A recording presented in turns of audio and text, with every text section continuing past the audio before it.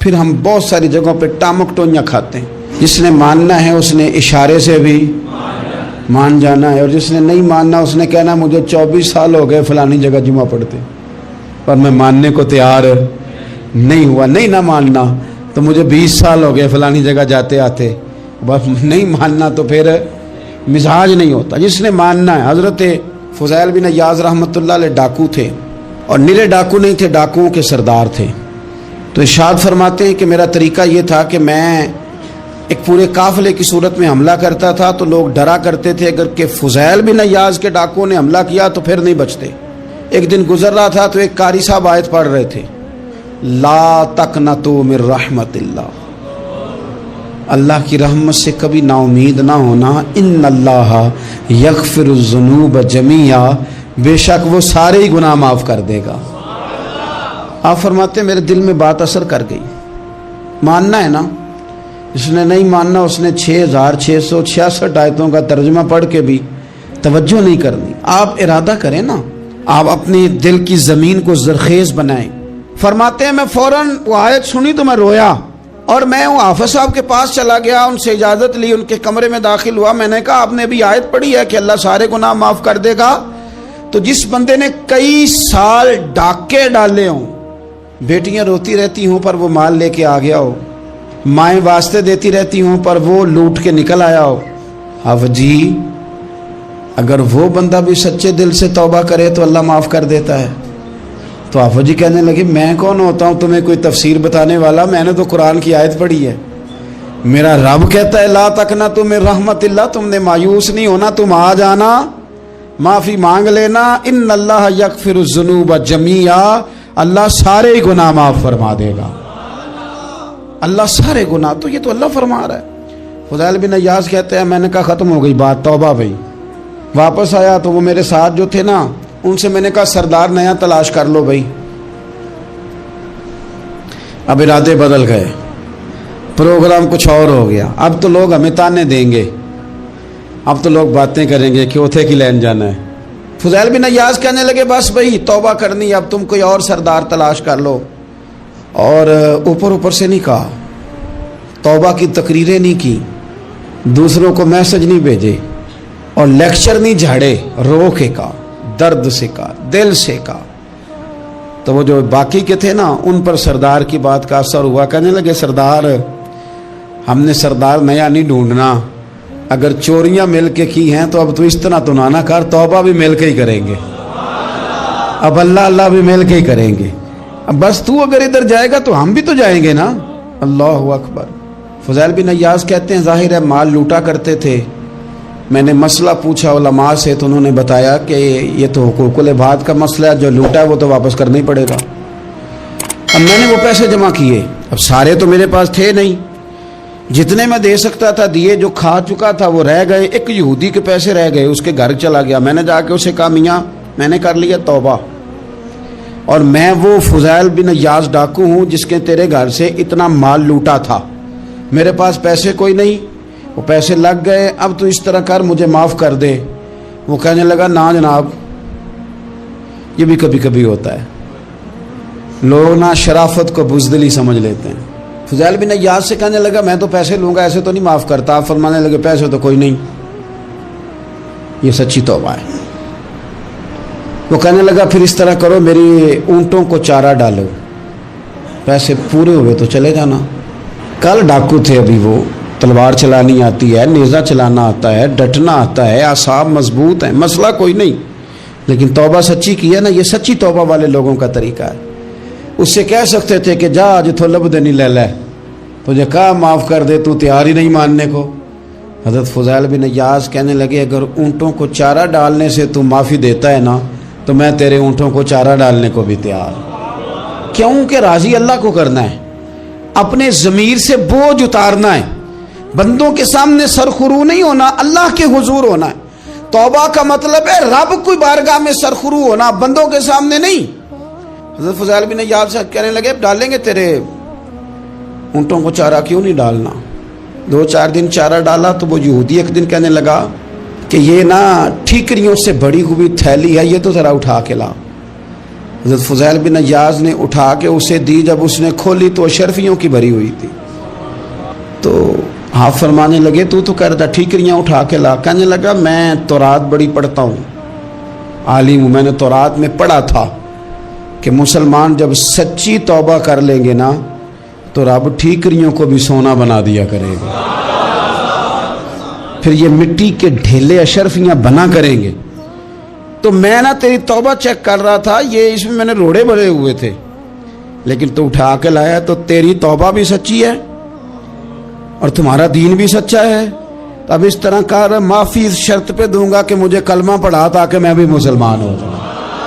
توبہ کے معاملے میں احساس، اور میں نے کہا کہ جس نے اشارہ لینا ہے اشارہ، ایک زازان نام کا نا گویا تھا، آواز بڑی سریلی تھی، شراب خانے میں جب محفلیں سجتی تھی تو معاذ اللہ وہ گانے گایا کرتا تھا، سریلی آواز تھی۔ حضرت عبداللہ ابن مسعود حضور کے صحابی، حضور نے فرمایا عبداللہ ابن مسعود اسی طرح قرآن پڑھتے ہیں جس طرح میرے اوپر نازل ہوا تھا۔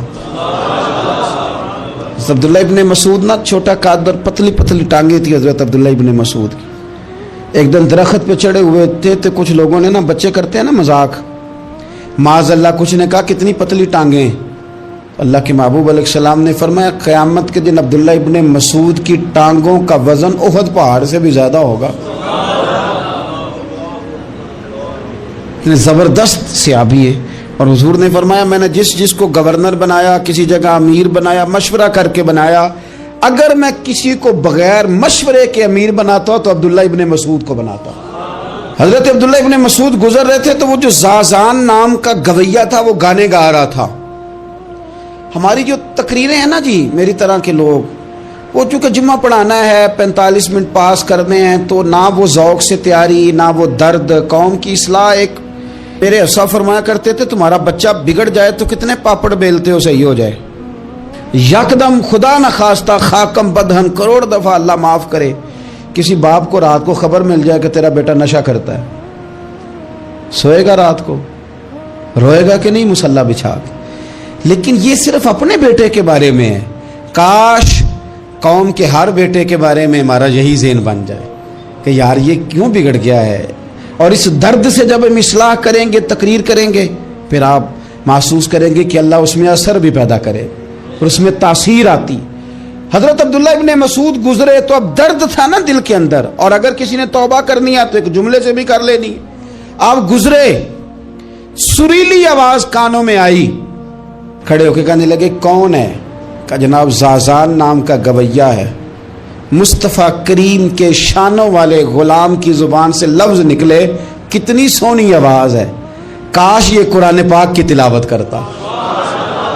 اللہ اکبر، کاش کوئی ایسا ہو تو صحیح جو ہمیں کہے کہ کاش یار تو قرآن پڑھتا، کتنی سونی آواز ہے، کاش تو نعت پڑھتا۔ کوئی کہے تو صحیح، کوئی کہتا ہی نہیں، کوئی کہتا ہی نہیں کتنا سونا چہرہ ہے، کاش اس پہ داڑھی ہوتی، کوئی کہتا ہی نہیں میری ملت کے جوانوں کو۔ سینکڑوں لوگ ہیں۔ ایک بچہ مجھے ایک دفعہ ملا لاہور میں تو میرے گلے رکھ کے اس طرح رویا جس طرح کو بچھڑا ہوا روتا ہے۔ میں نے لگا پیر صاحب مر جان لگے ہیں، کوئی ساڑی اصلاح ہی نہیں کرتا، کھوب گئے گناہ میں، کوئی باں ہی نہیں پھڑتا، کوئی ملے تو صحیح جو ہمارے دکھوں کا مداوع کرے، کوئی نہیں، اپنی اپنی نفسا نفسی، کوئی بات بتانے والا ہی نہیں۔ میں اکثر دوستوں سے کہتا ہوں کہ بڑے شوق سے سن رہا تھا زمانہ تو ہم ہی سو گئے، داستان کہتے کہتے لوگوں کا دل کرتا ہے ان کی اصلاح ہو جائے، پر کوئی درد والا ہو، کوئی ایسی بات ہو تو تب ہے نا جی۔ ہائے ہائے، حضرت عبداللہ ابن مسعود کہنے لگے کاش یہ قرآن پاک پڑھتا، یہ کہہ کے چلے گئے۔ باہر وہ نکلا نا، جب سارے لوگ باہر نکلے اس معاذ اللہ بری مجلس سے، تو چیم گوئیاں ہو رہی تھی کہ آج تو یہاں حضرت عبداللہ ابن مسعود بھی آئے تھے۔ تو زازان سے کسی نے کہا کہ آج نا حضرت عبداللہ ابن مسعود نے تیری آواز سنی، تیری آواز، تو وہ کہہ رہے تھے کاش اتنی سونی آواز سے قرآن پڑھتا تو مزہ آتا، کاش۔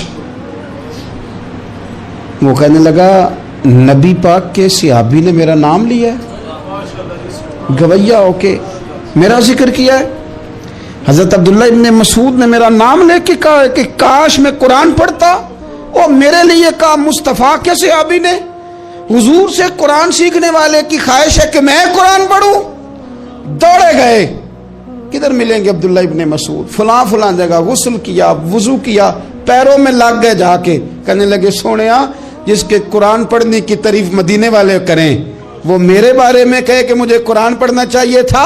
आज से मैंने ठोकर मारी सारे गानों को, सिखाओ मुझे कुरान, मैं कुरान ही पढ़ा करूंगा, मैं कुरान पढ़ूंगा, मैं पढ़ पढ़ के सुनाऊंगा, लोग मेरी जुबान से अल्लाह के कलाम की तिलावत सुना करेंगे। कोई बैठा हुआ मुझे दूर दुआ देता है, मैं डूबता हूं, समुंदर उछाल देता है, कोई तो हो ना जो कहे, कोई तो हो। फरमाने लगे बस हो गई हुजूर, आप देखेंगे मैं कुरान ही पढ़ूंगा, मेरी ज़ुबान से अब अल्लाह की किताब की तिलावत ही हो गई, तय हो गई बात। तो किसी ने नसीहत लेनी है तौबा के लिए तो एक जुमला भी काफ़ी है, एक जुमला भी। और मैंने कहा कि अगर सिर्फ तकरीरें सुननी है, वाज़ ही सुनने और सारी ज़िंदगी इसी पे लगानी है कि आज बड़ा जुमला का, आज बड़ा मज़ा आया, आज फ़लानी बात ओ हो पहली दफ़ा सुनी, कुछ कर्ज़े दे के जान छूटेगी, उसके बगैर जान नहीं छूटती। अपनी क़ज़ा नमाज़ों का हिसाब लगाएं और उनको ना सही करके अदा करें। एक मसले में मैं बड़ी देर से दोस्तों को इशारे किनायतन बातें कह रहा हूँ, फिर कहता हूँ, मैंने शब बारात को तफसील से ये बात की थी, फिर करता हूँ, अपने मामलात को साफ़ करें। लेने देने के मसाइल में अपने आप को एक मैं मिन्नत के साथ बात करने लगा हूँ अपने दोस्तों से, खुदारा कभी भी बड़े से बड़ा काम करना या छोटे से छोटा करना, उसमें सूद का कोई नुक्ता ना आने देना। आपका दिल सख्त कर देगा, आपके आंसू ले जाएगा, कुछ नहीं बचेगा। जिस तरह पेशाब का एक कतरा कई मन दूध को तबाह कर देता है, ये सूद आपके असल माल खुदारा। ये मेरी मिन्नत है, मेरी गुजारिश है।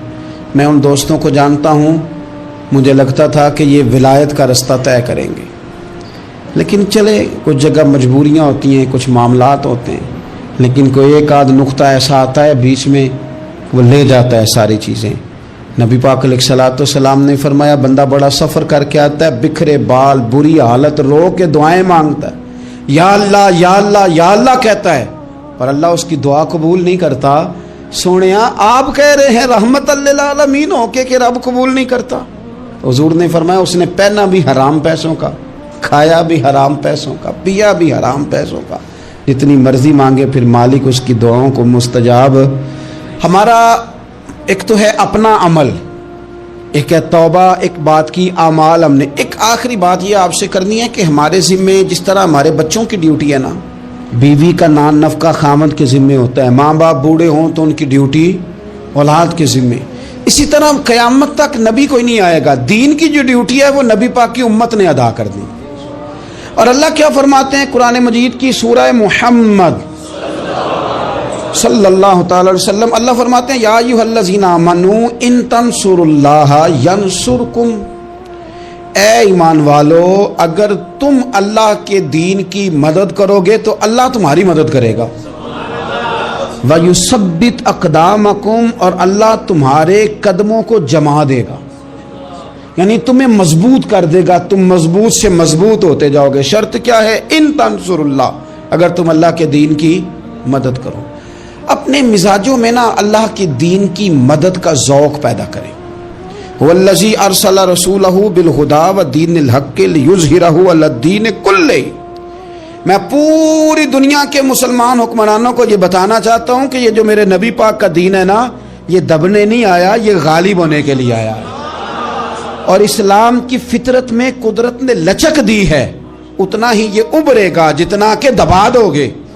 क्या समझते हैं इसराइल के गुंडे कि वो मस्जिद अक्सा में नमाजियों को तंग करके तो वो कहेंगे कि हमें पूछने वाला कोई नहीं। इस्लाम की फितरत में कुदरत ने लचक दी है, उतना ही ये उभरेगा जितना के दबा दोगे। बांझ ना समझा जाए इस उम्मत को। बस ये जो मुसलमान हुक्मरान हैं ये इतनी बात समझ लें कि तुम जब इन यहूदियों से काफिरों से मुआहदे करते हो तो तुम्हें तो कुछ ख्याल नहीं आता, तुम तो सिर्फ दुनियादारी देख के चलते हो। काश بال بچہ دیکھتے ہوئے، مال دیکھتے ہوئے، ملک اور زمین دیکھتے ہوئے تم ایک دفعہ اللہ کا دین بھی دیکھو. یہ تمہاری ذمہ داری ہے، یہ نبی پاک نے ڈیوٹی لگائی ہے. اپنا اپنا کردار ہمیشہ دین کے لیے پیش کریں، اپنا اپنا کردار. وہ ضروری نہیں کہ چندے کی صورت میں ہی ہو. آپ کسی بے نمازی کو نماز کا مشورہ دیں، آپ نے دین کی خدمت کی. آپ نے ماں باپ کے نافرمان کو فرما برداری کا مشورہ دیا تو آپ نے دین کی خدمت کی. اگر آپ نے کسی بندے کو کہا یار تیرا قرآن پاک ٹھیک نہیں، چل قاری صاحب کے پاس، تیرا تلفظ ٹھیک ہونا چاہیے، کو آدھا گھنٹہ نکال کے سیکھ لے، یہ لفظ کہنے سے ہی آپ نے دین کی خدمت کی. میرے نبی پاک صلی اللہ تعالی علیہ وسلم نے فرمایا ایک جملہ بول کے جو دین کی دعوت دے گا، ایک ایک جملے پہ اللہ 1,000 سال کی عبادت کا ثواب دے گا. انسانی زندگی کے جو طبعی تقاضے ہیں نا، ان میں سے ایک تقاضا یہ ہے کہ انسان کبھی کبھی روتا ہے، اور جب وہ رو لیتا ہے تو اس کا دل ہلکا ہو جاتا ہے.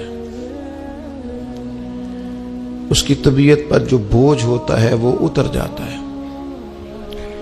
کسی شخص کو کوئی گہرا صدمہ اگر پہنچتا ہے،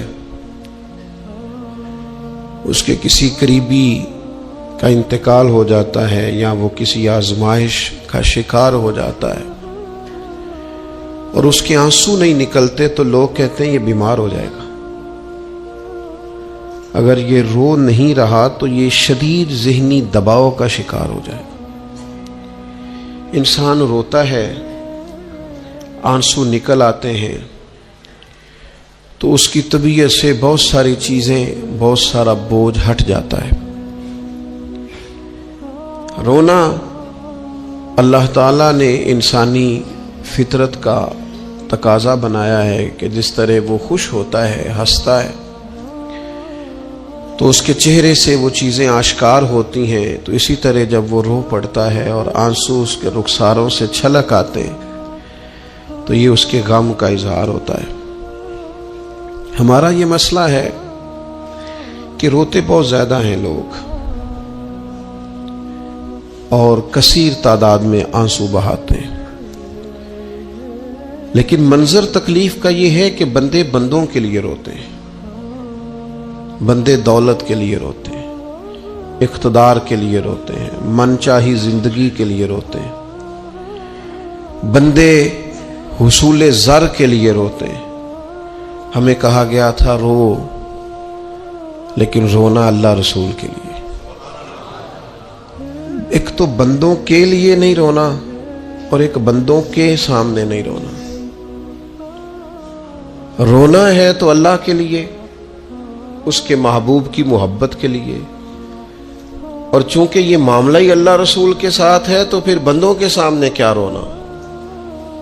جب ان کے لیے رونا ہے تو پھر ان کی بارگاہ میں رونا ہے. ہم اس معاشرے میں آج آنکھیں کھولتے ہیں اور دیکھتے ہیں تو اس معاشرے کا ایک بہت بڑا مسئلہ غیر سنجیدگی ہے، ہنسنا ہے، اور غیر سنجیدہ ہنسنا ہے. مزاح سے ہٹ کر آگے نکل کر دل لگی سے آگے جا کر ہم مذاق کے عادی ہو گئے، اور مذاق بھی اس طرح کا کہ ہم دوسروں کی توہین کرتے ہیں، ہم دوسروں کو اذیت پہنچاتے ہیں، دوسروں کی کسی چیز کا ذکر کر کے اس کا مذاق بناتے ہیں. قرآن مجید سورہ توبہ میں ارشاد فرماتا ہے فَلْيَضْحَكُوا قَلِيلًا وَلْيَبْكُوا كَثِيرًا. فرمایا انہیں چاہیے تھا کہ تھوڑا ہنستے، وَلْيَبْكُوا كَثِيرًا، اور زیادہ روتے. چاہیے تھا کہ ہنسنا کم کرتے، رونا زیادہ کرتے، لیکن ہمارے ہاں بات بات پہ ہنسنا، مذاق بنانا، مذاق اڑانا. نتیجہ کیا ہے؟ حضور علیہ السلام نے فرمایا بہت زیادہ ہنسنا دلوں کو مردہ کرتا ہے. انسان روئے، اس کے آنسو نکلیں اللہ کے لیے، اس کے محبوب کی محبت کے لیے. نبی پاک صلی اللہ تعالی علیہ وسلم نے فرمایا، بخاری شریف میں صحیح درجے کی روایت ہے، کریم فرماتے ہیں اگر تم وہ جان لیتے نا جو میں جانتا ہوں، اگر تمہیں اس کا علم ہوتا نا جس کا مجھے علم ہے، تو فرمایا تم رویا کرتے. تمہاری کیفیات اور ہو جاتی. بعض اوقات کچھ لوگ غیر سنجیدگی کا مظاہرہ کرتے ہیں، ہنستے ہیں، شغل بناتے ہیں. بہت سارے کام ایسے ہیں، بہت سارے فیوز و برکات ایسے ہیں جو انہیں ملنے ہوتے ہیں، نہیں مل پاتے. تو وہ غیر سنجیدگی، طبیعت کی، لہجے کی غیر سنجیدگی، ان سے وہ فیوز و برکات اٹھا لیتی. میں دوستوں سے کہتا ہوں، آپ کسی جگہ محفل میں جاتے ہیں، آپ کسی دینی اجتماع میں جاتے ہیں، لیکن رستے میں اگر آپ شغل کرتے ہوئے جا رہے ہیں، ہنستے ہوئے جا رہے ہیں، آپ نے کیا فائدہ حاصل کیا؟ آپ جہاں بھی جا رہے ہیں، موبائل آپ کا آن ہے، موبائل دیکھ رہے ہیں، موبائل چلا رہے ہیں، موبائل ہی چل رہا ہے، تو آپ نے کیا سنجیدگی حاصل کی؟ پایا کیا؟ ہر کام صرف موبائل کے سٹیٹس کے لیے کیا ہے؟ تم اگر وہ جان لیتے جو میں جانتا ہوں. اصحاب صفا کے پاس قرآن مجید کی کوئی آیت تلاوت کی گئی تو وہ رونے لگے. صحابہ رو پڑتے تھے، اللہ کے خوف سے، خشیت سے رو پڑتے تھے. کوئی آیت تلاوت کی گئی، اصحاب صفا رو پڑے. ان کو روتا دیکھ کر حضور بھی آئے اور اللہ کے رسول کی آنکھوں میں بھی آنسو آئے. اور پھر اللہ کے حبیب علیہ السلام نے اس عمل کا اظہار فرمایا. حضور فرمانے لگے، جو آنکھیں رب کے خوف سے آنسو بہاتی ہیں نا، ان کو اللہ پھر دوزخ پر حرام کر دیتا ہے، پھر وہ جہنم میں نہیں جایا کرتا. وہ اللہ کے خوف سے چھلک پڑی، جذبات ابل کر باہر آ گئے. سعادت مند لوگ ہوتے ہیں، سعادت مند. نبی پاک علیہ السلام نے فرمایا، ترمذی میں موجود ہے، حضور فرماتے ہیں 3 باتیں خوش بختی کی علامت ہیں. یا رسول اللہ صلی اللہ تعالی علیہ وسلم کون سی؟ تو ایک تو حضور نے فرمایا اللہ سے ڈرو، اور دوسرا فرمایا بلا وجہ اپنے گھر سے نہ نکلو، اور تیسرا فرمایا اپنے گناہوں پر رویا کرو. اگر تمہیں رونا آ جاتا ہے تو یہ سعادت مندی ہے تمہارے لیے. مجھے کچھ دوست کہتے ہیں مجھے غصہ بڑا آتا ہے، تو میں کہتا ہوں مجھے بھی بڑا آتا ہے، بڑا آتا ہے، لیکن اپنے گناہوں پر آتا ہے، اپنی غلطیوں پر آتا ہے. مجھے زندگی میں جتنا غصہ آیا ہے اپنی کوتاہیوں پر آیا. جہاں جہاں مجھ سے سستیاں ہوئی ہیں مجھے ان پر غصہ آتا ہے. اور جب اپنے آپ پر غصے سے فارغ ہوں گے تو کسی اور پر بھی کر لیں گے. ابھی تو ڈھونڈتا پھرتا ہوں اے اقبال اپنے آپ کو، آپ ہی گویا مسافر، آپ ہی منزل ہوں میں. میرے عزیز، اگر انسان کو یہ سعادت مندی نصیب ہو جائے، وہ کبھی اپنے مالک کے خوف سے رو پڑے، کبھی اس کی محبت میں رو پڑے. مجھے بتائیں نا، بچہ جب رو ہی پڑتا ہے تو پھر اماں سارے کام چھوڑ کے متوجہ ہو جاتی.